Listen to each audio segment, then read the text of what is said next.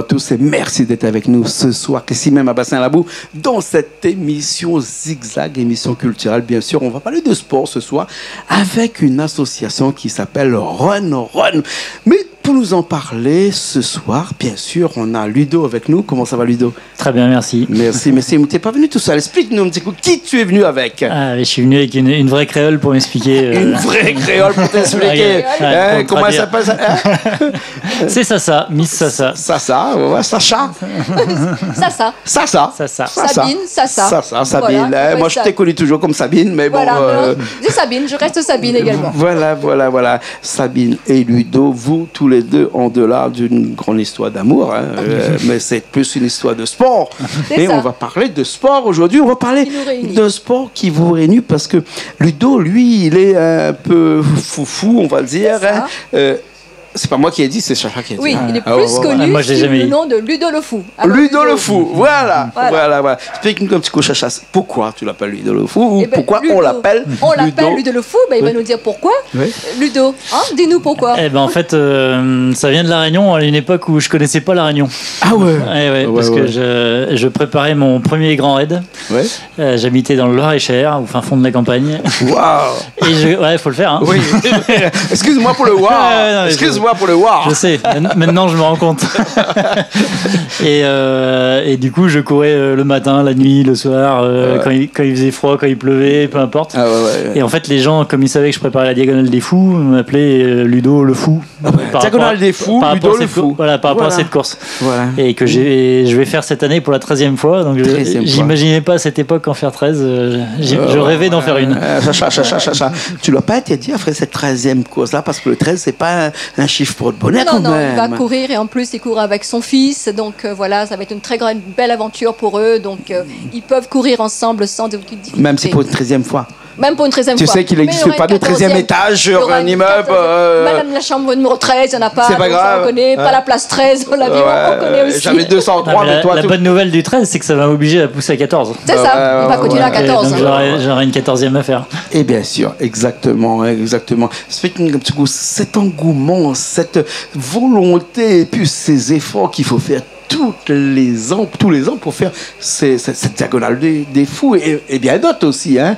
C'est quoi ce sport-là, cette course à pied-là?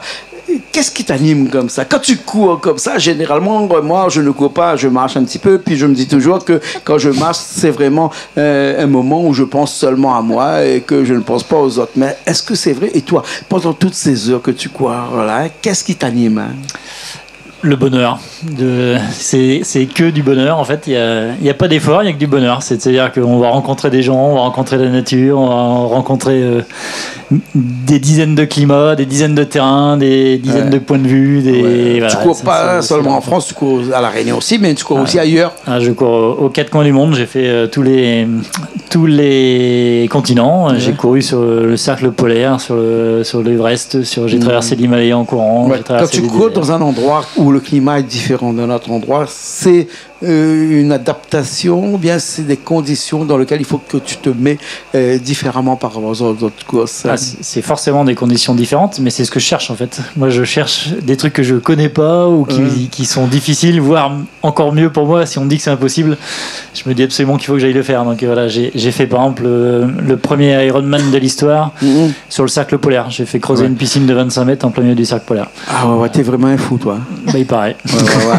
En plus, Sacha, il est Ironman. Explique-nous un petit coup, c'est quoi Ironman, c'est quoi? Un Ironman, c'est un triathlon qui consiste à nager 3 km 8. Ensuite, on fait 180 km de vélo pour être sûr d'être chaud. Du triathlon, du triathlon, et on finit par un marathon, 42 km à pied. Et ça, tu le fais souvent? J'en ai fait plus de 70 dans ma vie. Plus de 70 dans ta vie. Et j'en fais quelques-uns en entraînement aussi. Ça, je sais maintenant pourquoi il n'est pas de vente et que moi j'invente. Il faut que je me mette peut-être au triathlon, qui sait? Peut-être. Il faudrait que tu t'y mettes alors. Il faudrait que je m'y mette. Peut-être ça peut aider pour flotter par contre. Ça peut marcher. Dans la mer Rouge peut-être, là où il y a le sable, le sel qui nous fait remonter à la surface.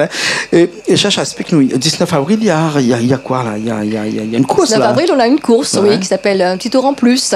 Parce qu'on a créé une association, donc avec Ludo et plusieurs membres, donc également dans cette association qui est née il n'y a pas longtemps.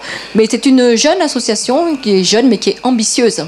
Voilà, on veut se faire connaître également et on organise également cette course le 19 avril. C'est pas un petit peu levé à toutes ces courses qui existent ici ou bien sinon un petit, comme on dit, un petit coup de pied là, parce que voilà, quand on marche comme ça, un petit coup de cogne, pardon. Un petit coup de cogne. Un petit coup de cogne. Non mais tu connais pas ça. Un petit coup de cogne. Tu ne connais pas encore un petit coup de cogne. Il ne connaît pas quoi il veut dire petit cogne, mais il a fait une gagne de 3 secondes. Oui, parce que les gens vont dire encore une course. Ils vont dire encore une course, c'est vrai. Mais nous, on est là pour mettre la Réunion en l'air, nous. Et nous organiser des courses qu'on nous dit atypiques, qui ne courent pas les rues. Hein, Ludo? Justement, Ludo, explique-nous un petit coup. Sacha veut bien. Ne veut pas nous en... Mais toi, tu connais, toi, c'est quoi cette course atypique? Alors, cette course atypique, c'est vraiment une première. On court avec les pieds, excuse-moi. Oui, on court avec les pieds, on n'a pas encore obligé les mains. Mais dans le règlement, on n'a pas interdit les mains. Et vraisemblablement, mais je peux presque parier ma paye du mois, qu'il y en a qui vont les faire à 4 pattes. À l'arrivée. Non, blague à part, c'est atypique parce que c'est la première course de l'histoire à La Réunion, en fait, qui va se passer par élimination. C'est-à-dire qu'on va prendre un peloton, imaginons qu'il y ait 300 coureurs au départ, et il y a 10 tours à faire dans une petite boucle de 3,5 km. Et alors 10 tours, c'est rien, c'est juste 3000 km 5 x 10, ça fait quand même 35, c'est déjà pas donné à tout le monde. 35 km. Mais c'est surtout que ça va, là où c'est atypique, c'est que ça va aller de plus en plus vite parce qu'on va éliminer 10% au fur et à mesure. Donc les 10% les plus lents vont être éliminés à chaque tour. On va arrêter tout le monde, on va redonner un départ, et puis on va rééliminer au deuxième tour encore 10% et encore 10, et au dernier tour les 10 meilleurs pourcents vont se battre pour gagner la course. Et là ça veut dire qu'il va falloir faire de la stratégie, il va falloir changer de stratégie au fur et à mesure, et il va falloir que le niveau dans une course classique, malheureusement les coureurs pensent gérer, mais ils partent vite et puis ils descendent comme ça. Là ça va être l'inverse, il va falloir aller de plus en plus vite pour espérer faire quelque chose. D'accord, non, mais là, ça me fait peur un petit peu parce que généralement dans les courses comme ça, les gens qui abandonnent, on n'en parle pas de ces personnes qui abandonnent parce que c'est du fair play aussi dans la course. Mais là, quand les gens vont tourner, qu'on va les éliminer au fur et à mesure, dans une course pédestre, une course à pied, il n'y a pas là un petit peu aussi un petit côté un peu sauvage en disant sauvage, c'est le mot créole qu'on utilise pour dire qui est pas très bien quand même. On va éliminer des gens. Le mot fait peur, mais c'est pas une élimination. Ils vont pleurer après avec sa famille et tout ça, non? Ils vont pas pleurer parce que d'abord c'est les règles du jeu. D'abord c'est une règle du jeu, et le mot le plus important dans ce que tu viens de dire, c'est jeu. C'est un jeu, c'est du sport, c'est un jeu, c'est un plaisir, et surtout là encore ce week-end il y avait une course de 5 km sur l'île. 5 km c'est une vraie course. Donc là si celui qui va par exemple faire que 2 tours, il aura fait 7 km. Donc on peut faire 7 km à fond, on peut en faire 15, on peut en faire, peu importe le nombre de kilomètres qu'on va être capable de faire. L'important c'est de le faire à fond et de le faire, ce qui se fait pas sur les autres courses, avec sa tête. C'est-à-dire que celui qui va partir vite sur le premier tour, il y a peu de chances qu'il arrive à en faire 3, 4, 5 en étant le plus rapide. Donc il va falloir être rusé, observer les autres, changer de tactique à chaque fois. Mais quel niveau d'entraînement il faut faire pour être à ce niveau-là? Physiquement, dans ce genre de course qui va se passer, c'est pas forcément le niveau physique qui va être important. Ce qui va être le plus important, c'est la tête. C'est la tête parce que plus ça va aller, plus on va aller vers l'exigence, plus on va aller vers le summum de ce qui reste entre guillemets en compétiteur. Et donc il va falloir être de plus en plus intelligent pour faire sa place. Donc, on peut. Non mais excuse-moi, mais Sacha, non, je fais un petit peu abstraction, Ludo. Il faut être intelligent pour courir.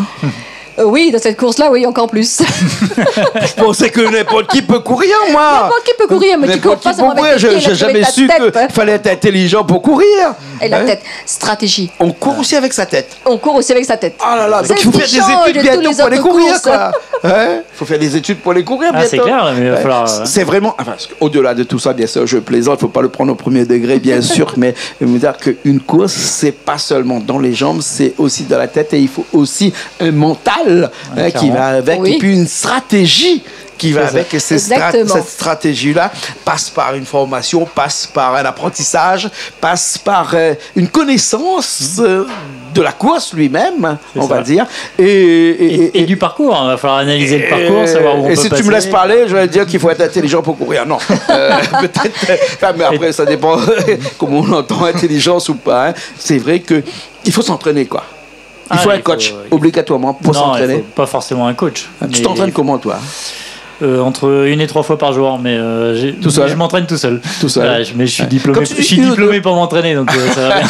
Quand tu dis 1 ou 2 ou 3 fois par jour, c'est-à-dire tu cours le matin, tu cours le midi, tu cours le soir, exactement comme moi quand je prends mon petit cachet pour rester éveillé. Enfin, un médicament. Enfin, comme quand je mange, quoi. Le matin. Moi, c'est mon alimentation, le sport. C'est 3 fois par jour. Assez régulièrement, mais des fois je fais qu'une fois, mais je fais 10 ou 12 heures d'un coup, ou 15 heures. Il y a 2 jours, j'ai fait le tour de l'île à vélo. Voilà. Ça c'est difficile d'avoir quelqu'un qui est jamais là et qui est tout le temps sur les routes, qui est en train de courir. Il se fait plaisir, c'est son plaisir, et puis à chaque fois qu'il a envie de faire un petit bisou, il passe et dit coucou chérie. J'ai encore mieux, et pour de vrai, j'ai invité ma femme au restaurant Salazie. Et donc quand j'y suis allé à vélo, je dis tu me rejoins là-bas. On a mangé au restaurant, j'ai laissé mon vélo dans la voiture et je suis rentré. J'ai traversé toute la nuit ma fête et je suis rentré avec le petit déj le lendemain matin. Voilà. Chacha Gustin a dit comme ça que tout ce qu'on fait, on le fait en chantant. Lui, tout ce qu'il fait, il le fait en courant. Il le fait en courant. Et en chantant également. Ou en pédalant ou en nageant. Parce que tu fais du triathlon aussi. Alors, cette course du 19 avril là, c'est juste pour qu'on se remette dedans. C'est pas du triathlon, c'est que de la course. C'est que de la course. C'est que de la course. À quel endroit? À la Possession au parc Roston. Comment on fait pour arriver là-bas? Comment on fait pour joindre? Comment on fait pour s'inscrire? On va c'est juste à côté de la mairie. C'est immanquable à côté de la Non, mairie. mais on peut arriver le matin et s'inscrire. Sinon, on peut le faire on s'inscrit pas sur place, on s'inscrit en ligne. Et il y a un site extrêmement simple à retenir. C'est run.re. Run-run.re. Et il y a tout. Il y a toutes les infos sur le parcours, sur les règlements, sur comment on s'inscrit, le plaisir qu'on va y prendre, les récompenses. Parce que tout le monde va gagner des choses. Là, on va pas récompenser les premiers, et évidemment, ils vont être récompensés. Mais on va aussi récompenser tous les coureurs. Ça n'existe pas. C'est-à-dire qu'ils vont être récompensés avec des lots chacun, mais ils vont être récompensés avec des beaux lots qui seront tirés au sort. D'habitude, on récompense que les meilleurs. Et on récompense les hommes et les femmes également. De la même manière. Équité. Chacha, vous attendez combien de personnes comme ça? Beaucoup de personnes, on attend. On espère 300. C'est limite 300. On espère 300. Donc c'est les premiers qui seront les mieux servis, parce que c'est que à chaque course, moi j'ai des soucis parce que les gens m'appellent et me disent je crois on m'a pas gagné l'inscription pour aller faire le grand raid. Ou après les camarades gagnent pistonne à moi un petit peu pour que on n'est pas encore le grand raid. On n'est pas encore mais 3 ans sûrement. Mais là c'est pas comme ça. Là maintenant 19 avril, si on veut, on s'inscrit sur un site runrun.re. Et on s'inscrit, et les 300 premiers sont les 300 qui seront retenus pour cette course. Exactement. Voilà. Alors, ce qui est chouette aussi, c'est que ça va être un très beau spectacle pour les coureurs, mais ça va être un très beau spectacle pour les spectateurs, parce qu'en fait, il va y avoir du suspense. Dans une course normale, on voit le premier, et puis il part. Que là, celui qui a été premier au 5e tour, au 7e, il sera peut-être pas celui d'après. À chaque fois, on va se dire, mais alors, qui c'est le prochain, et voilà. Voilà, ok, on arrive à la fin de cette émission-là. Merci beaucoup. Il y aura de la danse, il y aura de la musique. Ça va être animé. À côté de quel endroit, quelle zone à peu près? C'est le parc Roston, c'est à 200 mètres de la mairie. D'accord. Donc on vous donne rendez-vous toutes les personnes qui nous regardent ici, à la Possession le 19 avril 2025 pour cette course mythique qui va être une course qui va s'appeler comment ça, cette course-là? Un petit tour en plus. Petit tour en plus. Parce qu'il faut arriver à faire un tour en plus, c'est l'objectif. Si on gagne, vous faites un petit tour en plus. Ok. Merci beaucoup Ludo. Merci beaucoup. Merci à toi. Merci à toi pour ton accueil. Ludo, toujours le fou. Toujours le fou. Toujours le fou. Merci à Richard qui était à la technique aujourd'hui avec nous, qui nous a assuré ce soir dans cette émission Zigzag, émission culturelle. On a parlé le sport. Nous, on se retrouve la semaine prochaine. N'oubliez pas, 19 avril, à la Possession pour ce petit tour en plus. Merci. Nous, on se retrouve la semaine prochaine dans une nouvelle émission Zigzag sur Canal Austral, bien sûr.